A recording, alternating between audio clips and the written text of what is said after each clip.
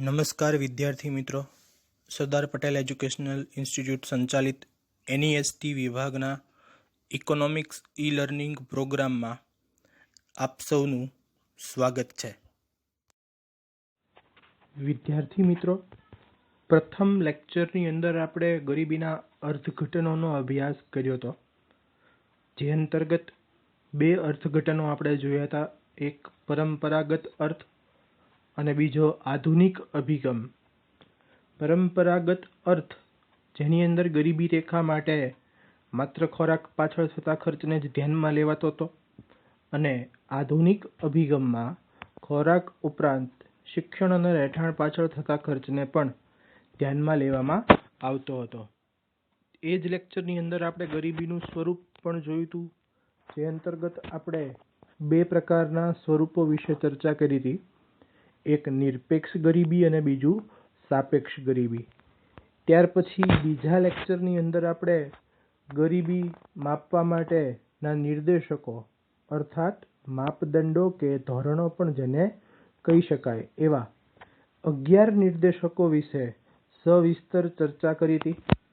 ત્યાર પછીના ત્રીજા લેક્ચર અંતર્ગત આપણે ગરીબીના કારણોનો અભ્યાસ શરૂ કર્યો હતો, જેમાં આપણે પ્રથમ ઐતિહાસિક કારણો અને બીજું ગ્રામીણ ગરીબીના કારણો એવા બે કારણો વિશે ચર્ચા શરૂ કરી હતી. આજના લેક્ચરની અંદર આપણો આ ગરીબીના કારણોના અભ્યાસનો દોર આપણે આગળ ચલાવશું. એટલે કે જે બે કારણોનો અભ્યાસ આપણે કરી ચૂક્યા, એ બે સિવાયના અન્ય ત્રણ જે બાકી રહેલા કારણો છે, એટલે કે આર્થિક કારણો, ત્યાર પછી સામાજિક કારણો અને અન્ય કારણો, એનો અભ્યાસ કરશું. એટલે આપણો આખો 5 માર્કનો જે સવાલ છે, ગરીબીના કારણો અથવા તો ગરીબીની સમસ્યાનું સર્જન કેવી રીતે થાય છે, એનો અભ્યાસ આપણો આ 5 કારણોનો સવિસ્તાર અભ્યાસ કર્યા બાદ પૂર્ણ થશે. આજના લેક્ચરમાં આપણે આ ત્રણેય કારણો, આર્થિક, સામાજિક અને અન્ય, એના પેટા કારણો સહિત અભ્યાસ કરવાના છીએ. ત્રીજા લેક્ચરની અંદર આપણે એવી વાત કરી હતી મિત્રો કે આ એવી પ્રવર્તમાન સમસ્યા છે કે જેનું સર્જન કેવી રીતે થાય છે એ નહીં જાણીએ ત્યાં સુધી આ સમસ્યાના અભ્યાસમાં આપણે અધૂરા રહીએ. એટલા માટે આ અભ્યાસ કરવો જરૂરી છે કે ગરીબીનું ઉદ્ભવ કેવી રીતે થાય છે, કેવા કેવા પ્રકારની ખામીઓ સમાજ તરફથી, સરકાર તરફથી રહી જાય છે, કે જેના કારણે આ સમસ્યાનો ભોગ એ આપણે બધાએ કોઈના કોઈ પ્રકારે બનવું પડતું હોય છે. કારણ કે પ્રત્યક્ષ યા પરોક્ષ રીતે આ બધી સમસ્યાઓ, ગરીબી હોય, બેરોજગારી હોય કે વસ્તી વધારો, એ દરેકને અસરરૂપ થતી જ હોય છે. એટલે આવી સમસ્યાઓ વિશે જાણી અને એને હલ કરવાના પ્રયત્નો એ આપણે બધાએ કરવા. વિદ્યાર્થી મિત્રો, ગરીબી એ તો એક આર્થિક સમસ્યા છે. કારણ કે વ્યક્તિનું આર્થિક પછાતપણું અથવા તો એને ન મળતી આવક, એના કારણે જ આ ગરીબીની સમસ્યાનો ભોગ એ વ્યક્તિ બનતો હોય છે. એટલા માટે અર્થતંત્રની અંદર ગરીબીના સ્વરૂપના સર્જન માટે, એટલે કે ગરીબીની સમસ્યાના સર્જન માટે આર્થિક કારણોને જ મૂળભૂત રીતે જવાબદાર ગણવામાં આવે છે. અને પરીક્ષા માટે પણ વિદ્યાર્થી મિત્રો ખાસ નોંધ કરજો કે આર્થિક કારણો અલગથી પૂછાવા માટે IMP રહેતા હોય છે.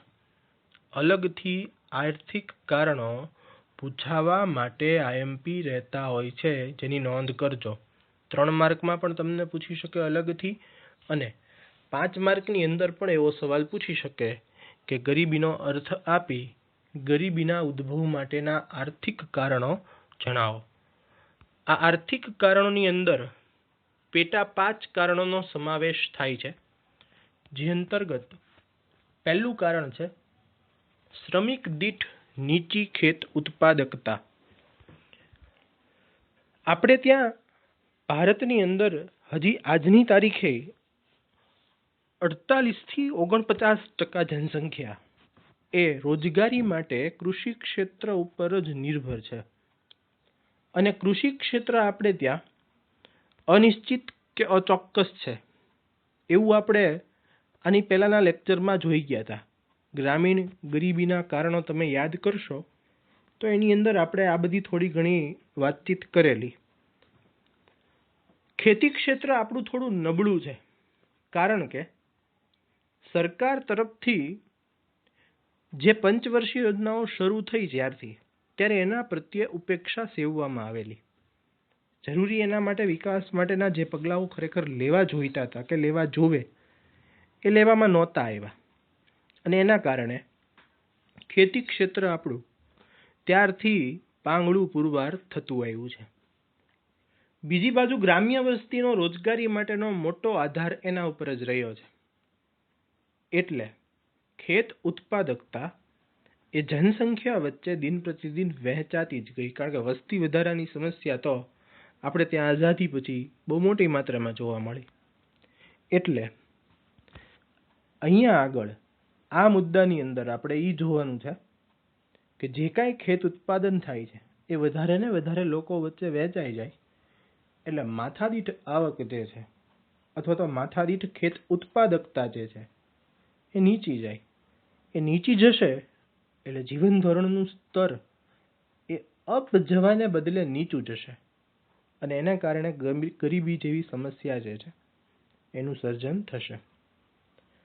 સૌથી પહેલો પ્રશ્ન અહીંયા તમને એ થાય કે શ્રમિક દીઠ ઉત્પાદકતા કોને કહેવાય? શ્રમિક દીઠ ઉત્પાદકતા એવો વર્ડ તો એ દરેક ક્ષેત્ર માટે વાપરી શકાય, ખેતી, ઉદ્યોગ કે સેવા. તો કે કોઈ એક ચોક્કસ સમયગાળા દરમિયાન શ્રમિક કેટલી વસ્તુ કે સેવાનું સર્જન કરી શકે છે અથવા તો ઉત્પાદન કરી શકે છે તેને શ્રમિક દીઠ ઉત્પાદકતા કહેવાય. એ સંશોધન કરનાર કે સર્વે કરનાર સંસ્થા કે વ્યક્તિ દ્વારા સમયગાળો નિર્ધારિત કરવામાં આવે.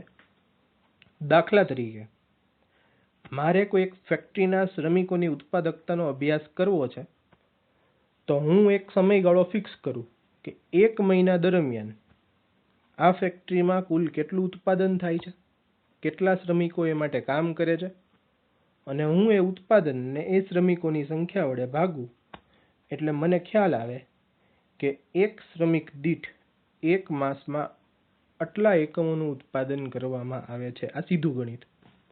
તો એવું અહીંયા આગળ ખેતી ક્ષેત્ર માટે જે છે એ સરકાર માપતી હોય છે. તો એ ખેત ઉત્પાદકતા મિત્રો નીચી જતી જાય છે. શું કામ? એના જવાબદાર કારણો એ આ મુદ્દાની અંદર સમજાવેલા છે. એક તો કૃષિ ક્ષેત્રે સિંચાઈની સગવડોનો અભાવ છે. તમે જુઓ, હજી આજની તારીખે તે દરેક ગ્રામ્ય વિસ્તારો સુધી સિંચાઈની તમામ સગવડતાઓના લાભ નથી મળતા.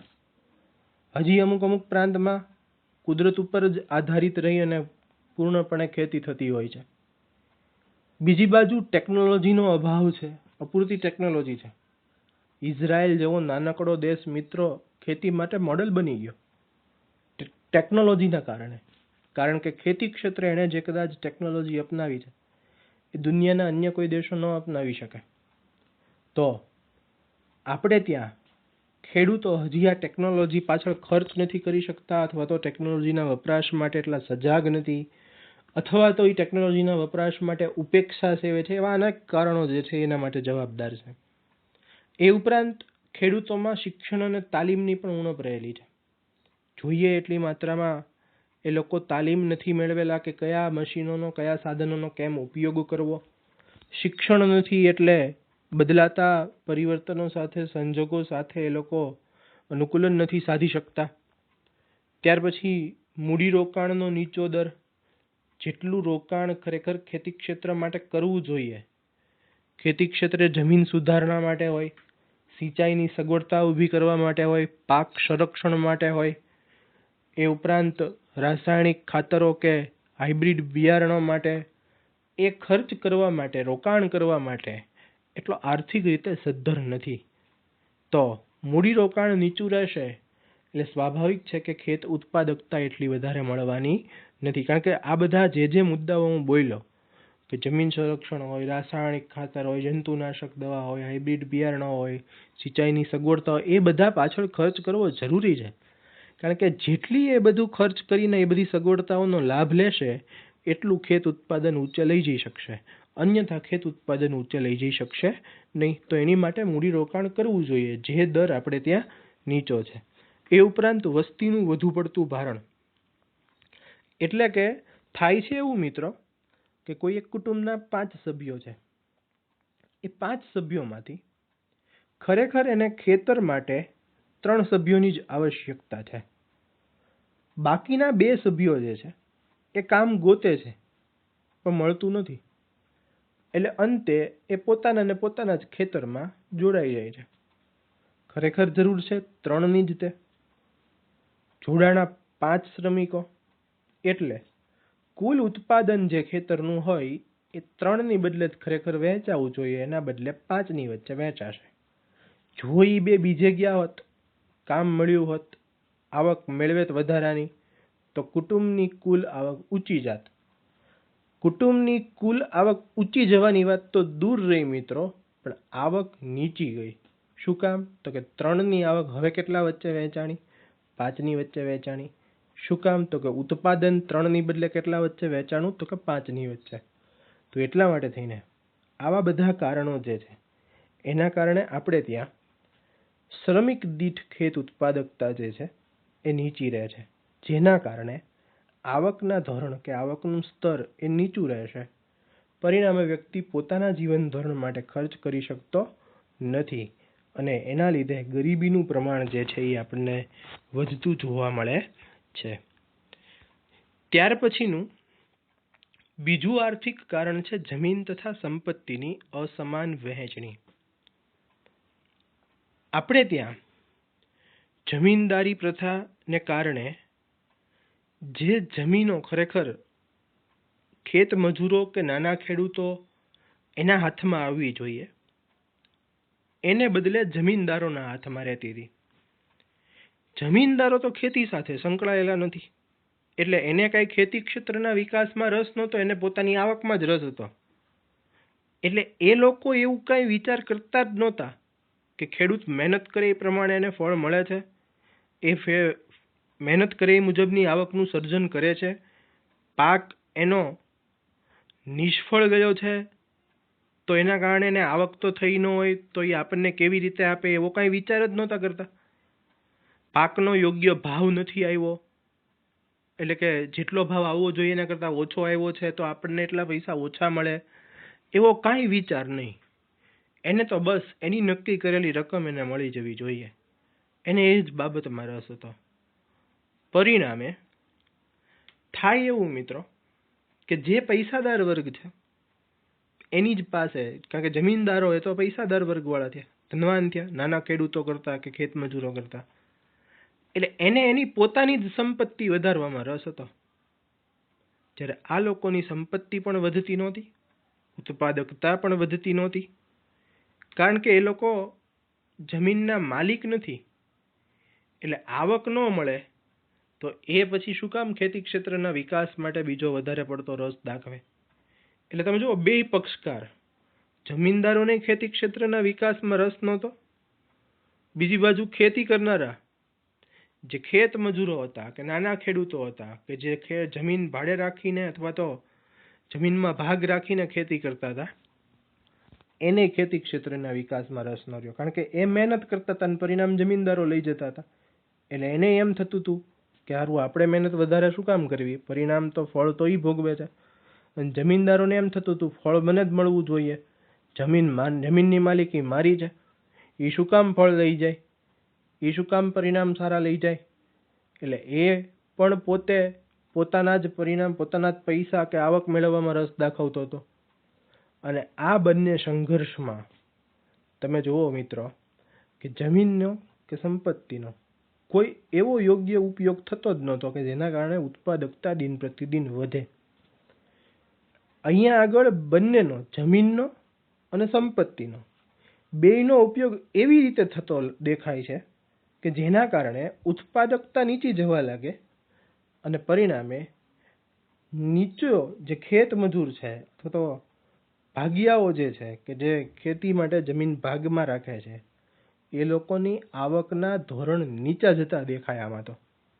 તો એટલા માટે થઈને ખેત ઉત્પાદન અને ખેત ઉત્પાદકતા બેય નીચી રહે આના લીધે. તો કારણ કે જે ખેત મજૂરને કે જે નાના ખેડૂતોને જમીન ભાગે રાખીને કે ભાડે રાખીને એ ખેતી કરવાના માટેના જે પ્રયાસો કરે છે એ જ તો સફળ થતા નથી, એ જ તો એને આવક વધારીને આપતા નથી.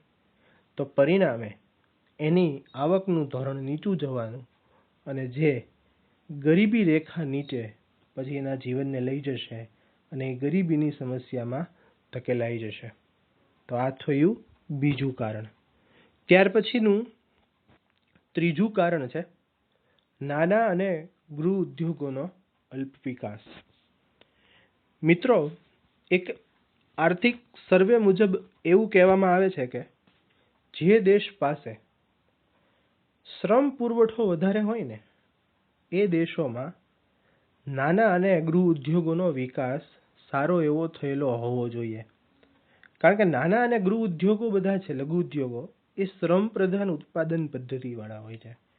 એટલે મોટા ભાગના લોકોને છે ને એમાંથી રોજગારી મળી રહે અને રોજગારી મળી રહે, આવક મળી રહે તો એની આવકના સ્તર, આવકના ધોરણ ઊંચા જશે અને પરિણામે એને ગરીબી જેવી સમસ્યાનો કે બેરોજગારી જેવી સમસ્યાનો ભોગ બનવું પડે નહીં. તો ભારત દેશ છે એની પાસે તો સક્રિય શ્રમ પુરવઠો બહુ વધારે છે. આપણી પાસે 15 થી 64 વર્ષની વયજૂથ ધરાવતા લોકોનો સમૂહ બહુ મોટા પાયે છે. તો આપણે ત્યાં તો ખરેખર આવા નાના પાયાના લઘુ ઉદ્યોગોનો વિકાસ એ સારી એવી માત્રામાં થયેલો હોવો જોઈએ. બીજી પંચવર્ષીય યોજનાથી સરકારને એક મગજમાં એવું બેસી ગયેલું કે મોટા મોટા ઉદ્યોગોનો જ વિકાસ કરો તો જ આર્થિક વિકાસ થાય. કારણ કે ઇંગ્લેન્ડના અને એ બધાના આર્થિક વિકાસના મોડેલ જોયા હતા એ વખતે એણે. એટલે એને એવું જ લાગતું હતું. કારણ કે કૃષિ આધારિત રહીને આર્થિક વિકાસ કર્યો હોય એવા દેશો બહુ ઓછા છે. એટલે સરકારને એવું મગજમાં હતું કે ભાઈ આપણે મોટા ઉદ્યોગો પાછળ રસ વધારે દાખવીએ, નાના નાના ઉદ્યોગો માટેના વિકાસ માટે બહુ રસ દાખવવો નથી. એટલે એણે મોટા પાયાના ભારે ઉદ્યોગોને વધારે પ્રાધાન્યતા આપ્યું. એટલે નાના નાના ઉદ્યોગો માટે એણે ઉપેક્ષા સેવી. એના માટેના કોઈ એવા અસરકારક પગલાઓ ન લીધા કે જેના કારણે એનો વિકાસ થઈ શકે. હવે આમ તમે જોવા જાઓ તો રોજગારી અને આવકમાં આપણા દેશોની અંદર સૌથી વધારે ફાળો કોણ આપી શકે?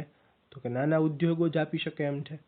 એની જ અવગણના કરી એટલે એનો વિકાસ જે છે એ રોંધાઈ ગયો. એ ઉપરાંત ખેતી સાથે જે બધા સંલગ્ન ઉદ્યોગો હતા, પશુપાલન છે, ડેરી ઉદ્યોગ છે, મત્સ્યપાલન છે, એ બધાનો પણ વિકાસ જે છે એ ઓછો રહ્યો. એટલે કે એના ઓછા વિકાસના કારણે મોસમી બેરોજગારી જે છે એ વધુ જોવા મળે. કારણ કે ખેતી જે છે એ આપણને ખબર છે મોસમ આધારિત છે અને આ બધા ઉદ્યોગો જે છે એ બધા પ્રાથમિક ક્ષેત્રના ઉદ્યોગો કહેવાય. એટલે પ્રાથમિક ક્ષેત્રના ઉદ્યોગો જે છે એમાં 12 માસ કામ નથી મળી રહેતું હોતું. 12 માસ આવકના સ્તર એક સરખા નથી હોતા અને પરિણામે વ્યક્તિ જે છે એ અમુક સમય કામ મેળવી શકે, અમુક સમય કામ મેળવ્યા વગરનો રહે અને પરિણામે મોસમી બેરોજગારીનો ભોગ જે છે એ બનતો જોવા મળે. એની બદલે જો નાના નાના કે લઘુ ઉદ્યોગોનો વિકાસ કર્યો હોય તો આ લોકોને જે સમયગાળાની અંદર એને બેરોજગાર બેસવું પડતું હોય એમાં એ આવા ગૃહ ઉદ્યોગો કે નાના લઘુ ઉદ્યોગો જે છે એમાં કામ કરી અને આવક સર્જન કરી લે. એટલે કે અમુક સમય ખેતીમાં કામ મળે છે તો એટલો સમય ખેતીમાં કામ કરશે, બાકીના સમય બેરોજગાર બેસી રહેવાને બદલે આવા નાના કે લઘુ ઉદ્યોગોમાં કામ મેળવી લે તો એને બેરોજગાર ન બેસવું પડે. એટલે એની આવકનું સ્તર જળવાઈ રહે અને એ વ્યક્તિ જે છે એ ગરીબી જેવી સમસ્યાઓથી પીડાય નહીં. એટલે ગામડાઓની અંદર સરકારે જે ખરેખર નાના પાયાના કે લઘુ ઉદ્યોગોનો વિકાસ કરવો જોઈતો હતો એ ન કર્યો. એટલે કે એનો ઓછો વિકાસ રહ્યો, અલ્પ વિકાસ રહ્યો. મોટા શહેરોની અંદર પણ એનો વિકાસ ઓછો જ રહ્યો છે, પણ ખરેખર જરૂરિયાત વધારે એની ગ્રામ્ય વિસ્તારોમાં હતી. તો ત્યાં પણ એનો વિકાસ જે છે એ ઓછો જોવા મળ્યો, જેના કારણે લોકોને આર્થિક સર્જન માટેની કે આવક સર્જન માટેની તકોની ઉપલબ્ધતા ઓછી જોવા મળી અને એના કારણે વ્યક્તિ જે છે એ ગરીબી રેખા નીચે ધકેલાતી ગઈ. ત્યાર પછીનું ચોથું કારણ છે ઝડપથી વધતા ભાવ. મિત્રો, ઘરની અંદર તમે તમારા માતા પિતા સાથે કે દાદા દાદી સાથે ક્યારેક સંવાદો કરશો અને તમે જોશો તો તમને સાંભળશો તો ખ્યાલ આવશે. એને તમે એ સમયગાળાના પગારના ધોરણો પૂછજો એક વખત. એને તમે એ સમયગાળાની વસ્તુઓના ભાવ પૂછજો. તમે એ સમયગાળો તો રહેવા દો, કદાચ 3-4 વર્ષ પહેલા તુવેર દાળના જે ભાવ હતા અને અત્યારે તુવેર દાળના ભાવ છે, ખાલી એનો અભ્યાસ તો કરજો. આ ભાવોના તફાવત છે ને એ તમને ખ્યાલ આવી જશે. આપણે ધોરણ 11 ની અંદર એવું ભણી ચૂક્યા હતા કે આ કિંમત કે ભાવ નક્કી થવા માટે માંગ અને પુરવઠો એવા બે પરિબળો જવાબદાર હોય છે. એ બે પરિબળોના ફેરફારો જ આ ભાવની અંદર જે છે એ તફાવતોનું સર્જન કરતા હોય છે. એટલે ભારત જેવા દેશોમાં નહીં પણ સમગ્ર વિશ્વની અંદર ભાવ વધારો છે ને મિત્રો, એ બહુ ઝડપી બન્યો અને એના કારણે ભાવો વધે ને એટલે ખરીદ શક્તિ ઘટી જાય. ગરીબ વર્ગ અને નીચલો મધ્યમ વર્ગ એની ખરીદ શક્તિ ઘટતી જતી જોવા મળે આપણને. કારણ કે ભાવો વધવાની સાથે એની આવકનું સ્તર વધવું જોઈએ અને જોઈ ન વધે એટલે ખરીદ શક્તિ ઘટે, પરિણામે એનું જીવન ધોરણ જે છે એ નીચું જાય. અહીંયા આગળ આપણે એક મુદ્દાઓ વાઇઝ એ દર્શાવ્યું છે કે યુદ્ધ, દુષ્કાળ અથવા તો નીચું રાષ્ટ્રીય ઉત્પાદન અથવા તો ઝડપથી વધતી માંગ, ઉત્પાદન ખર્ચમાં થતો વધારો, આ બધાના કારણોસર ભાવોમાં ઝડપથી વધારો થતો હોય છે. ભાવ વધે શું કામ? એના કારણ અહીંયા આગળ તમને કેટલાક દર્શાવ્યા છે. કારણ કે યુદ્ધની સ્થિતિ એવી હોય છે કે ત્યારે ઉત્પાદન ઓછું થતું હોય, માંગ વધારે હોય. એટલે માંગ વધારે, પુરવઠો ઓછો હોય, ભાવ વધશે. દુષ્કાળની સ્થિતિમાં પણ એવું જ થાય કે વસ્તુઓ કે સેવાઓનું સર્જન એટલું ન થઈ શકે, સામે વપરાશ કરનારા તો એના એ જ છે, એટલા જ છે, તો પણ ત્યારે ભાવો જે છે એ વધતા જોવા મળે. નીચું રાષ્ટ્રીય ઉત્પાદન, દેશની અંદર જે ઉત્પાદન ક્ષમતા મુજબ ઉત્પાદન થવું જોઈએ એના કરતાં ઓછું ઉત્પાદન થાય તો પણ જે છે એ ભાવો વધતા જોવા મળે. તમે ઘણી વખત ન્યૂઝપેપરની અંદર કે ન્યૂઝ ચેનલોમાં આવું બધું સાંભળતા હો કે આ વર્ષે ઘઉંનો પાક ઓછો થયો છે એટલે ભાવ આટલો રહેશે, કેરીનું ઉત્પાદન આ વર્ષે ઓછું છે એટલે કેરીના ભાવો આટલા રહેશે. એટલે જ્યારે ઉત્પાદન નીચું હોય ત્યારે પણ ભાવો જે છે ઊંચા રહે. એ ઉપરાંત માંગ બહુ ઝડપથી વધતી જતી હોય વસ્તુની તો પણ ભાવો જે છે એ આપણને વધતા જતા જોવા મળે અને ઉત્પાદન ખર્ચ વધી જાય. એટલે કે ઉત્પાદન કરવા માટેના સાધનો પાછળનો ખર્ચ જો વધતો જતો જોવા મળતો હોય તો પણ આપણને જે છે એ ભાવો વધતા જોવા મળશે. અને આ બધા કારણોસર વસ્તુઓ અને સેવાઓ એના ભાવો જે છે મિત્રો એ ઝડપથી વધે. આ ભાવો વધે એટલે ખરીદ શક્તિ ઘટી જાય. કારણ કે વ્યક્તિની આવકનું સ્તર મેં કીધું એમ એનું એ રહેશે. એટલે વસ્તુ મોંઘી બને એટલે વ્યક્તિ એવું વિચારે કે ભાઈ હવે આપણને આ વસ્તુ વપરાશ કરવી પરવડે નહીં અને પરિણામે વ્યક્તિ એ વસ્તુનો પછી વપરાશ કરવાનું છોડી દે અથવા તો એ વસ્તુની અવેજી વસ્તુઓ શોધવા માંડે કે જેથી કરીને એને પોસાય. તો ભાવો વધશે એમ વ્યક્તિના આવકના સ્તર જે છે એ ન વધે અને પરિણામે ખરીદ શક્તિ ઘટે એટલે વ્યક્તિનું જીવન જે છે એ ગરીબી રેખા નીચે ધકેલાતું જાય.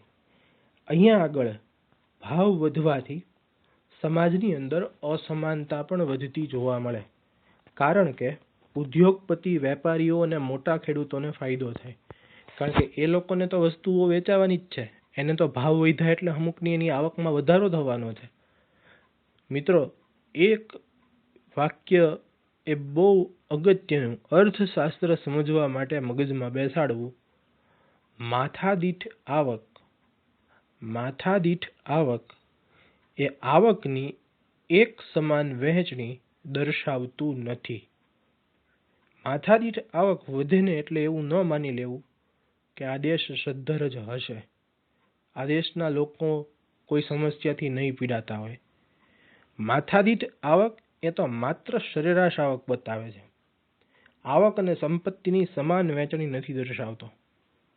એટલે ભાવો વધવાની સ્થિતિમાં માથાદીઠ આવક ઊંચી જતી જ લાગે, પણ એ ધનાઢ્ય લોકોની આવક વધતી હોય, પૈસાદાર લોકો પૈસાદાર બનતા જતા હોય, પણ નીચલો વર્ગ, ગરીબ વર્ગ, એનું તો શોષણ થતું જતું હોય. એટલે ભાવો વધવાની સ્થિતિમાં સમાજની અંદર અસમાનતા જે છે, આવકની અસમાનતા, એનું સર્જન થવા લાગે અને ગરીબ વર્ગ કે નીચલો મધ્યમ વર્ગ એ ગરીબી જેવી સમસ્યાઓથી પીડાતો આપણને જોવા મળે.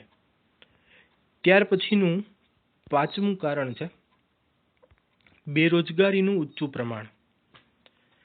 ભારતમાં મોટા ભાગની વસ્તી આપણે જોઈએ એમ 48 થી 49% વસ્તી જે છે અંદાજિત, એનો રોજગારી માટેનો આધાર ખેતી ક્ષેત્ર ઉપર જ છે. અને ખેતી ક્ષેત્ર મેં કીધું એમ કે હજી આજની તારીખે ભારતમાં મોટા ભાગનું કુદરત ઉપર આધારિત. એટલે જ્યારે વરસાદ સારો થયો હશે, જ્યારે આબોહવા અનુકૂળ રહી હશે, ત્યારે કામ મળશે. આ બાકીના સંજોગોમાં કામ નહીં મળે. એટલે મોસમી બેરોજગારીનો ભોગ એ લોકોને વધારે બનવું પડે. એ ઉપરાંત વસ્તી વધારો આપણે ત્યાં આઝાદી પછી ખૂબ પુષ્કળ માત્રામાં થતો જોવા મળે છે. અને આપણે ત્યાં હજી સંયુક્ત કુટુંબ પ્રથા પણ ગામડાઓની અંદર અમલમાં છે. એટલે શ્રમ પુરવઠો જે વધતો જાય એ ખેતી સાથે જોડાતો જાય અને પરિણામે આપણને એમ જ લાગે કે આ બધા કામ કરે છે, પણ ખરેખર એટલા લોકોની જરૂર હોય નહીં. એટલે પ્રચ્છન્ન બેકારી, મેં જે આગળ ઉદાહરણ લઈને તમને વાત કરી ને કે ભાઈ જરૂર હતી 3ની જ, તે કામ કરતા હતા 5, તો ઓલા 2 જે વધારાના હતા એ પ્રચ્છન્ન બેરોજગાર, છુપા બેરોજગાર છે. કારણ કે એને તો ખરેખર બીજે કામ શોધવાનું હતું, કરવાનું હતું, પણ મળ્યું નહીં, એટલે એ તો આમાં જોડાણા હતા. તો આવી બેરોજગારી છે ને એ વધતી જાય કે ખરેખર જરૂર નથી એવા કુટુંબના સભ્યો પણ ખેતી સાથે જોડાઈ જાય. એટલે આપણને એમ જ લાગે કામ કરે છે. તો આના કારણે એવું થાય કે કુટુંબની આવકનું સ્તર ઊંચું જવાને બદલે તો નીચું જવા માંડે. એ ઉપરાંત ગામડાઓમાં ખેતી ક્ષેત્ર સિવાયના જે બધા ઉદ્યોગો હોય અથવા તો ખેતી ક્ષેત્રને પૂરક ઉદ્યોગો હોય, એનો વિકાસ બહુ ઓછો જોવા મળે છે. જો એ ઉદ્યોગોનો વિકાસ કરવામાં આવે ને તો એકલા ખેતી ક્ષેત્ર ઉપર નિર્ભર રહેવું પડે નહીં. એ લોકો આ ખેતી ક્ષેત્ર સિવાયના ક્ષેત્રમાંથી પણ રોજગારી મેળવી લે, પણ એનો વિકાસ જ મેં કીધું એમ પૂરતી માત્રામાં જોવા મળતો નથી. એ ઉપરાંત નિરક્ષરતા પણ આપણા ગ્રામ્ય વિસ્તારના લોકોમાં આ એક બહુ મોટી સમસ્યા છે. શિક્ષણનું પ્રમાણ ઓછું છે. એના કારણે એ લોકો આ 21મી સદીના જે બીજા બધા આર્થિક ઉપાર્જનની તકો છે એનો લાભ લઈ શકતા નથી. એટલે એને ખેતી ઉપર જ નિર્ભર રહેવું પડે, ખેતી માટે જ બેસી રહેવું પડે. એટલે એની પાસે તકોની ઉપલબ્ધતા ઓછી રહે, એટલે એને બેરોજગારીનો ભોગ જે છે એ બનવું પડે. આ ઉપરાંત શ્રમની ઓછી ગતિશીલતા, પોતાના ગામ કે વતનમાં કામ નથી મળતું તો બીજા ગામ કે વતનમાં ચાલ્યા જવું જોઈએ કે જ્યાં આગળ કામ મળે છે, જ્યાં આગળ આપણને આવક સર્જન થાય છે. હવે જો કે શ્રમની ગતિશીલતા વધી છે, પણ પહેલાં આપણે ત્યાં એ પ્રમાણ ઓછું હતું કે એક જગ્યાએથી બીજી જગ્યાએ જે છે એ શ્રમ જાય કામ માટે, આર્થિક ઉપાર્જન માટે, તો એ શ્રમિકની ગતિશીલતા કહેવાય. તો એ વધારે હોય એટલું સારું કહેવાય કે ભાઈ પોતાના ગામ કે વતનમાં કાંઈ રાહ જોઈને બેઠા ન રહેવાય, પણ જ્યાં મળે છે, જ્યાં આવક સર્જન થાય એમ છે ત્યાં ચાલ્યા જવાય. તો એના કારણે બેરોજગારી ઘટી જાય. પણ એવું પ્રમાણ પણ આપણે ત્યાં ઓછું હતું, એટલે બેરોજગારી જે છે એ વધતી જતી જોવા મળતી હતી. અને બેરોજગારી વધતી જતી જોવા મળે મિત્રો એટલે સ્વાભાવિક વાત છે કે આવક ન થાય, અર્થ ઉપાર્જન ન થાય, જે અંતે શેમાં પરિણામે તો કે ગરીબીની સમસ્યામાં જે છે એ પરિણામે. તો આ થયા મિત્રો આર્થિક કારણો. 5 આર્થિક કારણોમાં 5 આ પેટા કારણોનો અભ્યાસ આપણે કર્યા. 3 માર્કમાં પૂછે આર્થિક કારણો. 5 મુદ્દાઓ વ્યવસ્થિત સમજાવવાના રહેશે. 5 માર્કની અંદર પણ તમને પૂછી શકે ખાલી આર્થિક કારણો, ગરીબીનો અર્થ આપી ગરીબીના આર્થિક કારણો વિશે ચર્ચા કરો, તો પણ તમારે ત્યાં આગળ પ્રસ્તાવના ગરીબીનો અર્થ, ગરીબીના કારણોના મુદ્દાઓના નામ લખવાના, આર્થિક કારણો પેડિંગ આપી આર્થિક કારણોની અંદરના પેટા કારણો તમામ એક સવિસ્તર સમજાવી અને સમીક્ષા લખી અને પછી સવાલનો જવાબ પૂર્ણ કરવાનો રહેશે. તો આ થયા આર્થિક કારણો. મિત્રો, ગરીબી માટેનો ચોથો કારણ જે છે એ છે સામાજિક કારણો. કારણ કે મનુષ્યના સંદર્ભે આ સમસ્યા જે છે એ મૂળભૂત રીતે સંકળાયેલી છે અને આપણે બધા સમાજનો જ ભાગ છીએ. એટલે સમાજની કેટલીક ખામીઓ પણ આ સમસ્યાના ઉદ્ભવ માટે જવાબદાર ગણાવી શકાય. સામાજિક કારણો પૈકી પહેલું કારણ જે છે એ છે શિક્ષણનું નીચું સ્તર. લોકોએ અને સમાજે જાગૃત થઈ અને શિક્ષણ મેળવવા માટેની કટિબદ્ધતા દાખવવી જોઈએ, જે આપણે ત્યાં હજી આજની તારીખે ઓછી જોવા મળે છે. કારણ કે આપણો એક ઝડપથી વિકસતા અર્થતંત્ર તરીકેના દરજ્જા માટે આપણે જ્યારે હરીફાઈમાં હોઈએ ત્યારે એટલીસ્ટ 80% અપ, 80% ઉપર તો આપણો સાક્ષરતા દર હોવો જ જોઈએ, જે નથી. કારણ કે વિકસિત થવા માટે તો 90% ઉપર જોશે, પરંતુ અત્યારે 80% ઉપર હોવો જોઈએ, જે નથી, જે આપણે ત્યાં શિક્ષણનું નીચું સ્તર દર્શાવી રહ્યું છે. આ એટલા માટે કારણ કે આમાં સરકાર એકલી પ્રયાસ કરે એ માત્ર ને માત્ર કામનું નથી, પણ લોકોએ આગળ આવી અને શિક્ષણ મેળવવા પાછળ રસ દાખવવો જોઈએ. સરકારે એના માટેના આવશ્યક પગલાઓ પોતે લીધા છે. પ્રાથમિક શિક્ષણ મફત બનાવ્યું છે, ફરજિયાત કર્યું છે. આરટીઈ અંતર્ગત ગરીબ વિદ્યાર્થીઓને પણ કે નીચલા મધ્યમ વર્ગના વિદ્યાર્થીઓને પણ પ્રવેશ આપે છે સારી સારી સ્કૂલોમાં. પરંતુ સમાજે હવે જે જાગૃત થવાની જરૂર છે એમાં ક્યાંક ને ક્યાંક ઉણા ઉતર્યા હોય એવું લાગે છે અને એના કારણે વ્યક્તિ શિક્ષણ ઓછું હોય એટલે તાલીમ અને કૌશલ્યને પણ અભાવ રહેશે. વિવિધ પ્રકારની નવી બાબતો, નવી ટેકનોલોજી એનાથી એ માહિતગાર નહીં થાય અને પરિણામે એ પોતે સ્વરોજગારીનું નિર્માણ નહીં કરી શકે, આવક સર્જન નહીં કરી શકે અને એના કારણે પછી તે ગરીબીની સમસ્યાનો ભોગ જે છે એ બનશે. શિક્ષણના નીચા સ્તરના કારણે ગ્રામીણ ક્ષેત્રમાં કૃષિ ક્ષેત્રે નવી ટેકનોલોજી, નવી પદ્ધતિઓ, સંશોધનો તેમજ ખેત ઉત્પાદનના વેચાણ માટે બજારોના લાભ પ્રાપ્ત નથી થતા. એટલે કે ખેતીનો વિકાસ કરવા માટે પણ અત્યારે શિક્ષણ જરૂરી છે. કારણ કે શિક્ષણ હશે, જ્ઞાન હશે તો એ નવી પદ્ધતિઓ, નવી ટેકનોલોજી, સંશોધનો એને અપનાવી અને ખેત ઉત્પાદકતા વધારી શકશે. દાખલા તરીકે પાકના બજાર ભાવો જોવા માટે થઈને એ મોબાઈલ ફોન, ઇન્ટરનેટનો યુઝ કરશે તો એ વધારે સરળ પડશે. કયા પાક માટે કેવી પદ્ધતિ અપનાવવી, શું ફેરફારો કરવા, એના માટે ગૂગલ ઉપર સર્ચ કરી અને જાણશે તો એ વધારે અસરકારક સાબિત થશે. તો એ શિક્ષણ મેળવેલું હશે તો એ બધું સમજી શકાશે, અમલમાં મૂકી શકાશે. અન્યથા આ બધી વસ્તુઓનો વિકાસ જે છે એ કરવો અશક્ય થઈ જશે.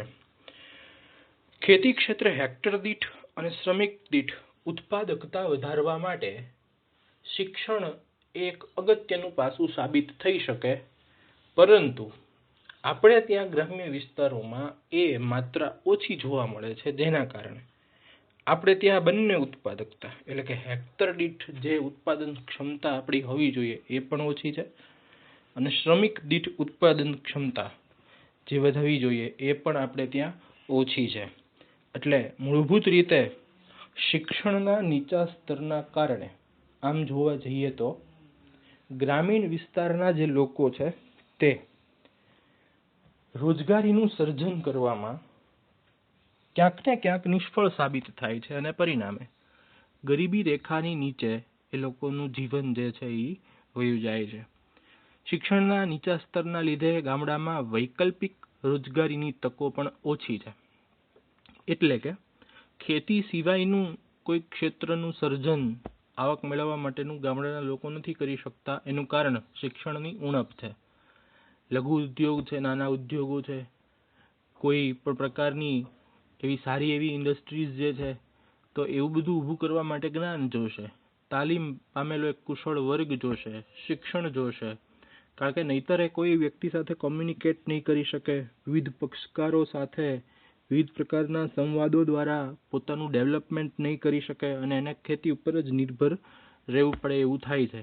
તો એના કારણે એને આવકનું સ્તર જે છે એ નીચું રહે અને પરિણામે ગરીબી રેખા નીચે ધકેલાઈ જાય. કારણ કે વેતન દર આપણને વધારે ત્યારે જ મળે કે જ્યારે આપણે કૌશલ્ય શક્તિથી ભરપૂર હોઈએ, જ્ઞાનથી ભરપૂર હોઈએ.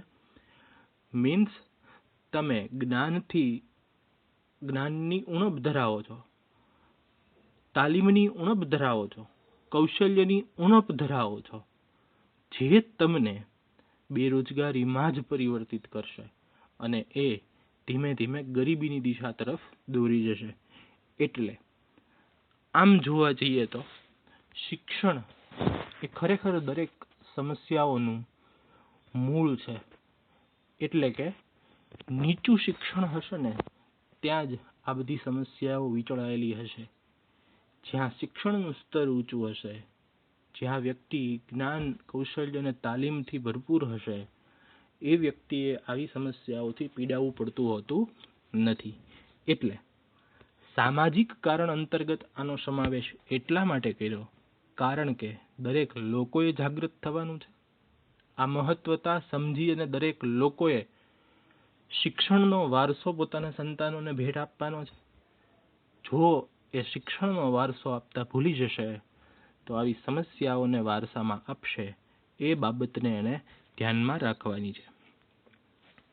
ત્યાર પછીનું બીજું સામાજિક કારણ છે લૈંગિક અસમાનતા, એટલે કે જાતિગત અસમાનતા, જેને આપણે સ્ત્રી પુરુષ ભેદભાવ તરીકે પણ ઓળખી શકીએ.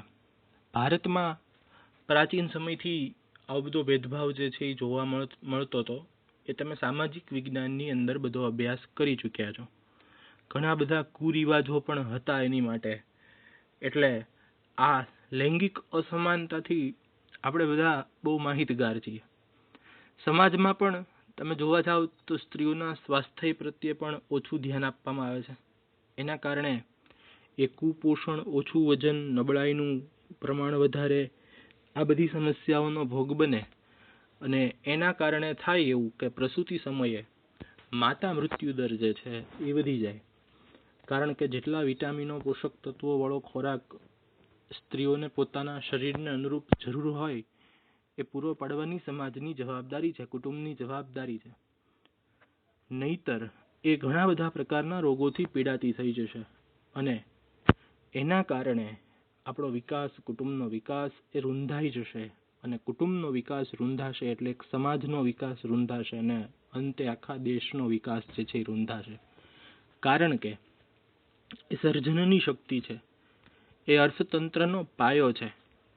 મિત્રો, ઘરની અંદર, કુટુંબની અંદર કોઈ માતા, બેન કે પત્ની એ જે પ્રકારની પોતાની ભૂમિકા નિભાવી અને પોતાના કુટુંબના પુરુષ વર્ગને આર્થિક પ્રવૃત્તિઓ માટે તૈયાર કરે છે, એ એક બહુ મહત્વની ઘટના છે, એ એક બહુ મહત્વની બાબત છે અને અર્થતંત્રના વિકાસ માટે એ પ્રત્યક્ષ અને પરોક્ષ એમ બંને રીતે અત્યારે પોતાનો ફાળો આપતી થઈ ચૂકી છે. ત્યારે આવી જાતિગત અસમાનતાઓથી પર રહીને દેશના અર્થતંત્રના વિકાસ માટે સમાજે આગળ આવવું જોઈએ.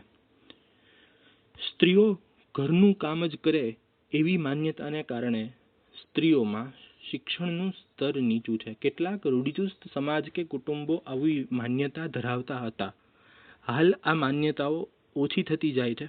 હવે સ્ત્રીઓને પણ પુરુષ સમોવડી બનાવી અને આર્થિક ક્ષેત્રે કામકાજ માટે સુસજ્જ બનાવી દીધી છે અને વર્તમાન સમયમાં તો એ પ્રમોટર્સથી લઈ અને ઓફિસરથી લઈને બધી જ જે ઊંચી પોસ્ટો છે એ તમામ દરજ્જાઓ પદવીઓ ઉપર આપણને એ જોવા મળે છે.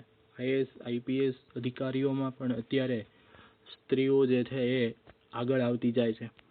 પરંતુ પહેલાં આ પ્રમાણ ઓછું હતું, કારણ કે અમુક કુટુંબ કે અમુક સમાજ સ્ત્રી શિક્ષણ પ્રત્યે ઉપેક્ષા સેવતો હતો.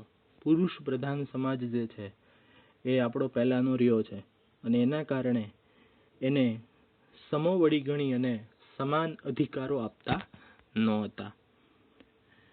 કામકાજના સ્તરે પણ તમે જોવા જાઓ તો સ્ત્રી પુરુષોના વેતન દરો જે છે એમાં ભેદ જોવા મળે છે, તફાવત જોવા મળે છે.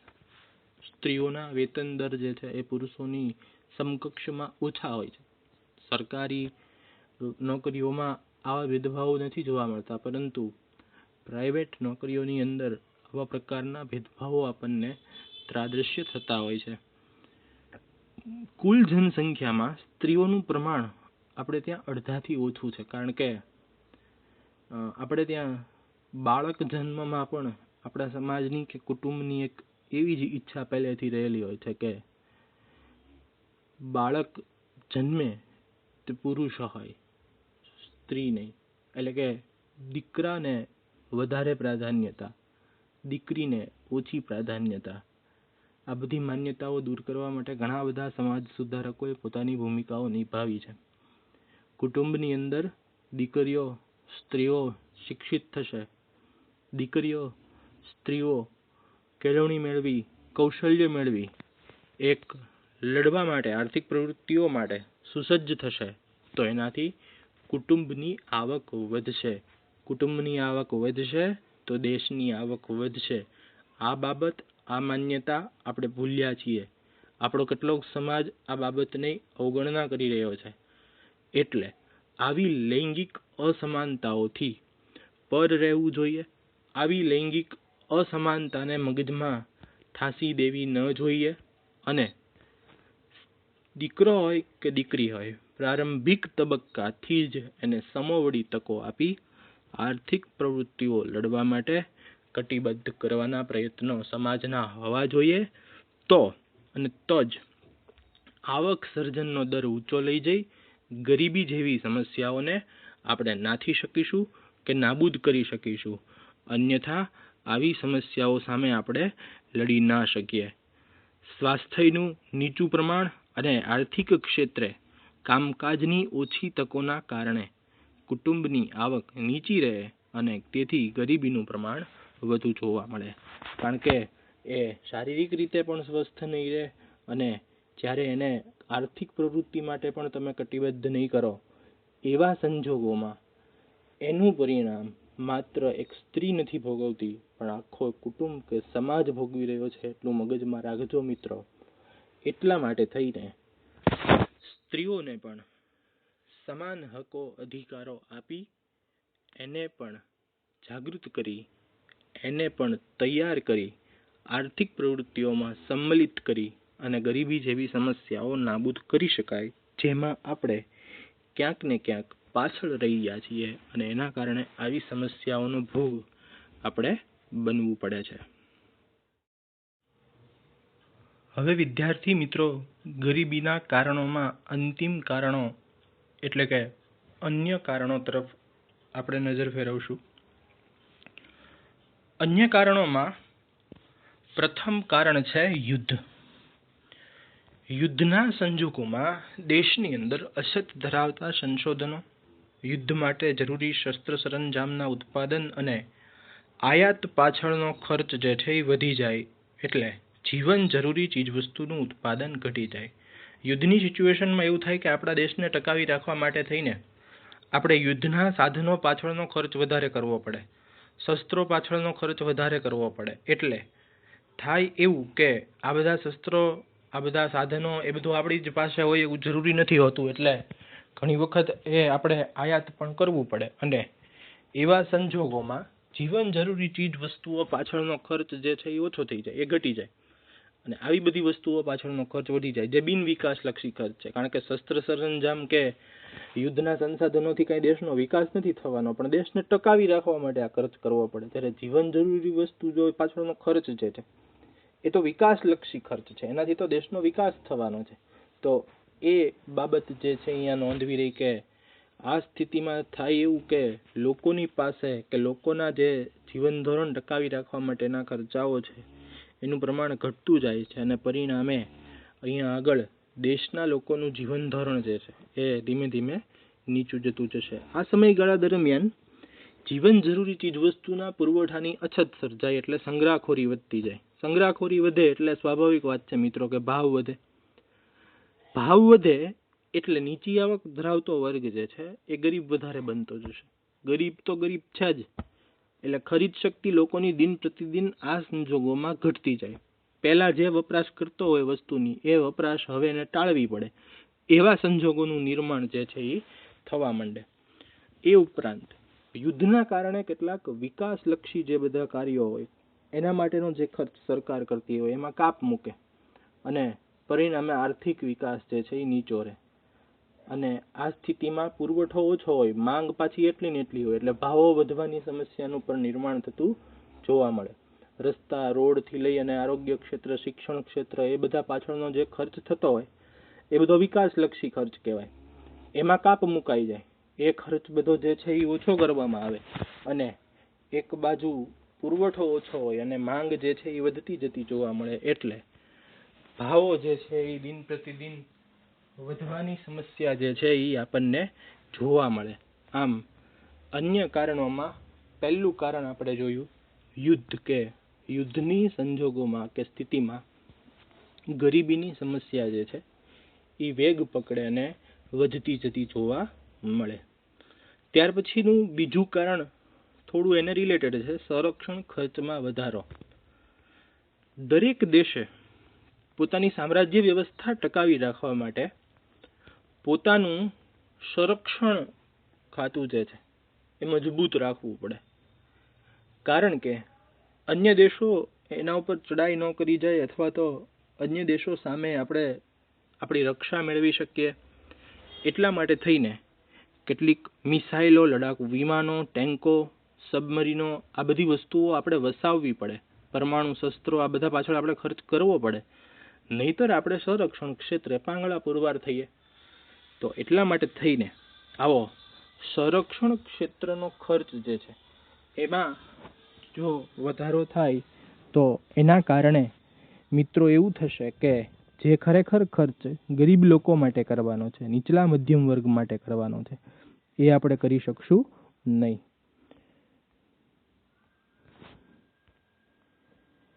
સંરક્ષણ વ્યવસ્થા પાછળનો ખર્ચ એ બિન વિકાસલક્ષી ખર્ચ છે, એટલે એમાં જેટલો વધારો થાય એટલો આર્થિક વિકાસમાં ઘટાડો થાય, અને આર્થિક વિકાસ મંદ પડે, અને પરિણામે ગરીબીનું પ્રમાણ ઊંચું જતું રહે.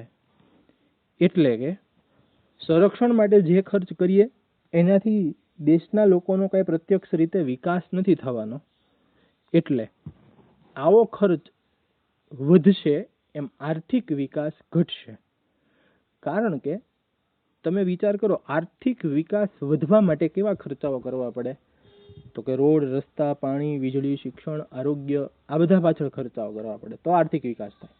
સંરક્ષણ કે શસ્ત્રો સરંજામ પાછળ ખર્ચ કરવાથી આર્થિક વિકાસ ન થાય.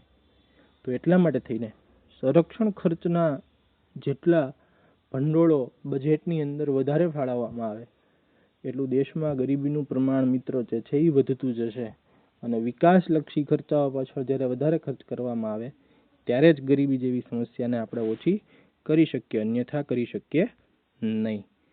ત્યાર પછી ત્રીજું કારણ છે અન્ય કારણોમાં ખામીયુક્ત નીતિઓ. આ આમ જોવા જઈએ તો અગત્યનું કારણ કહી શકાય, કારણ કે દેશનું અર્થતંત્ર છે ને એ આર્થિક નીતિઓ ઉપર જ નિર્ભર હોય છે. અને જો આપણે આ બધી આર્થિક નીતિઓના અમલમાં સરકાર ક્યાંક ને ક્યાંક ભૂલ કરી બેસે, એનું પરિણામ આપણે સૌ કોઈએ ભોગવવું પડે, એના માઠા પરિણામો આપણે વેઠવા પડે. તો ત્રીજું કારણ જે છે અન્ય કારણોમાં એ છે ખામીયુક્ત નીતિઓ.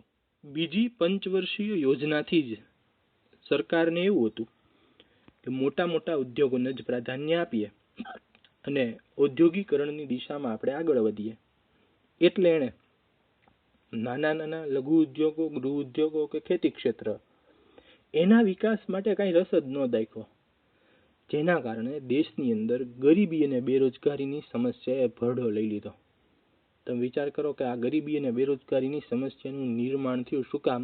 તો કે બીજી પંચવર્ષીય યોજનાઓની નીતિઓ જે હતી એ ખોટી સાબિત થઈ, એના પરિણામો અપેક્ષા મુજબના ન મળ્યા. તો એટલા માટે આવી ખામીયુક્ત નીતિઓ જે છે એ પણ આ બધી સમસ્યાઓ માટે મૂળભૂત રીતે જવાબદાર ગણવી જ પડે. એટલે આ બધી નીતિઓમાં કૃષિ ક્ષેત્ર, લઘુ ઉદ્યોગો એ બધાની જે અવગણના કરી, એના કારણે લોકોની આવકનું ધોરણ કે આવકનું સ્તર એ નીચું રહ્યું. કારણ કે મેં તમને પહેલા કીધું હતું કે વિકાસશીલ દેશો આપણી જેવા જે બધા છે કે જ્યાં વસ્તી ખૂબ છે, ત્યાં આગળ શ્રમ પ્રધાન ઉત્પાદન પદ્ધતિવાળી આર્થિક પ્રવૃત્તિને વધારે ભાર આપવો જોઈએ. મૂડી પ્રધાન ઉત્પાદન પદ્ધતિની અવગણના કરવાની વાત નથી કરતો. શ્રમ પ્રધાન ઉત્પાદન પદ્ધતિને મૂડી પ્રધાન કરતા વધારે ભાર આપવાનું કહું છું. શું કામ? તો કે એના લીધે રોજગારી અને આવક સર્જન વધારી અને આવી ગરીબી જેવી સમસ્યાઓ જે છે એ આપણે નાથી શકીએ. એ મૂળભૂત હેતુ અહીંયા આગળ સમાયેલો છે. એટલા માટે થઈને આવી ખામીયુક્ત નીતિઓ જે છે એ લોકોની સાથે પ્રત્યક્ષ રીતે સંકળાયેલી હોય છે.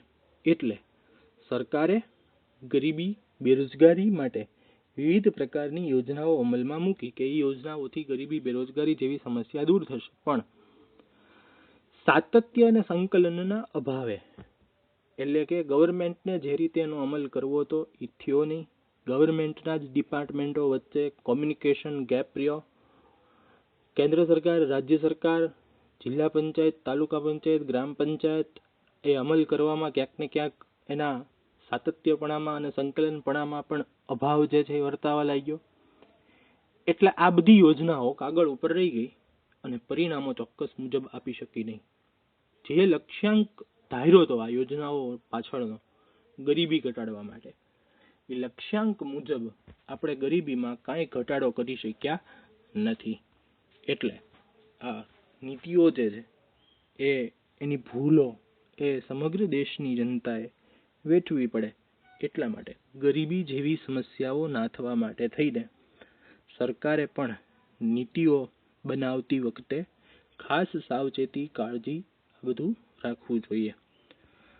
આ બધી વાતચીત આપણે જે મિત્રો કરી કારણોના સંદર્ભે, એના અંતે મારે તમને એટલું જ કહેવાનું, શિક્ષણ એટલે કે જ્ઞાન એ દરેક સમસ્યાઓ નાથવા માટેનું આગવું શસ્ત્ર છે. તાલીમ અને કૌશલ્ય એ એના હાથ પગ સમાન છે. આ ત્રણ બાબતોથી તમે સજ્જ હો તો કોઈ દિવસ કોઈ પણ સમસ્યાનો ભોગ ન બનવું પડે. દરેક દેશની સરકારે, દરેક દેશના સમાજે શિક્ષણ એટલે કે જ્ઞાન, તાલીમ અને કૌશલ્ય એ પાછળનો ખર્ચ વધારવો જોઈએ, વધારે કરવો જોઈએ. તો ને તો જ આવી બધી સમસ્યાઓ જે છે એ દૂર થઈ શકે. આ આખો સવાલ પૂરો થાય છે. 5 માર્કમાં એક સાથે પૂછાય. પ્રસ્તાવના, ગરીબીનો અર્થ, ગરીબીના કારણોના નામ, એક લિસ્ટ, ત્યાર પછી ગરીબીના કારણો, એક પેટા કારણો સાથે વિસ્તૃત સમજાવવાના. એટલે કે ક્રમશઃ અંદરના પેટા કારણો પણ બધા લેવાના, વ્યવસ્થિત રીતે સમજાવવાના. એટલા બધા મુદ્દાઓ નથી કે જેના કારણે આ બધું કવર ન કરી શકાય કે ન લખી શકાય. એટલે એ વ્યવસ્થિત રીતે લખવાનું રહેશે. ત્યારબાદ કેવી રીતે 5 માર્કમાં પૂછાય, ત્યાં કેવા નિર્ણયો લેવાના અને કઈ રીતે સવાલનો જવાબ દેવાનો, એ બધી ચર્ચા ક્લાસરૂમની અંદર આપણે કરતા હોઈએ છીએ અને કરવાના છીએ. અને અંતમાં સમીક્ષા લખી અને આ સવાલનો જવાબ પૂર્ણ કરવાનો રહેશે. હોમવર્કની અંદર મિત્રો આજના લેક્ચરમાં જેટલા કારણો ચલાવ્યા એ કારણો એક વખત લખવાના રહેશે, કારણ કે આની પહેલાના લેક્ચરમાં જે કારણો ચલાવ્યા હતા તે તમે હોમવર્કની અંદર ઓલરેડી લખી ચૂક્યા છો. એટલે આજના લેક્ચરમાં જે 3 કારણો આર્થિક, સામાજિક અને અન્ય કારણો ચલાવ્યા, તો એ કારણો તમારે એક વખત તમારી નોટબુકની અંદર લખી અને પાકા કરવાના રહેશે. વિદ્યાર્થી મિત્રો, અગાઉના લેક્ચરથી આપણે આંકડાકીય માહિતી યાદ રાખવા માટે એક કોષ્ટકની શરૂઆત કરેલી યાદ રાખવાની, કે દરેક લેક્ચરના અંતે આપણે જોશું. આજે આપણે ભારતમાં નિરપેક્ષ ગરીબીના ટકાવારી પ્રમાણનું કોષ્ટક જોઈએ છીએ. નેશનલ સેમ્પલ સર્વે ઓર્ગેનાઇઝેશને 68મા રાઉન્ડની અંદર આ કોષ્ટક પ્રકાશિત કરેલું, જે અંતર્ગત ગરીબી રેખા માપવા માટે તેંડુલકર સમિતિએ જે ગરીબી રેખા નિર્ધારિતના માપદંડો રજૂ કરેલા એને અહીંયા આગળ ધ્યાનમાં લઈ અને ગરીબીનું પ્રમાણ માપવામાં આવેલ છે. એટલે કે ખોરાક, શિક્ષણ અને રહેઠાણ, આ 3 ખર્ચાઓ ધ્યાનમાં લઈ અને ગરીબી રેખા નિર્ધારિત કરેલ છે. જે અંતર્ગત ગ્રામ્ય વિસ્તાર માટે 2004-05માં 41.8% ગરીબી હતી, તે ઘટીને 2011-12માં 25.7% થઈ ગઈ. શહેરી ક્ષેત્રની ગરીબી 2004-05માં 25.7% હતી, તે ઘટીને 13.7% થઈ ગઈ. અને સમગ્ર ભારતની વસ્તીના જોઈએ તો 2004-05માં 37.2% ગરીબીનું પ્રમાણ હતું કુલ વસ્તીના, તે 2011-12ની અંદર ઘટીને 21.9% થઈ ગયું. એટલે અહીંયા આગળ આ માહિતી જે છે એ આપણે ઘરે તમે જોઈ જજો, એટલે આંકડાઓ યાદ રહી જાય. આભાર વિદ્યાર્થી.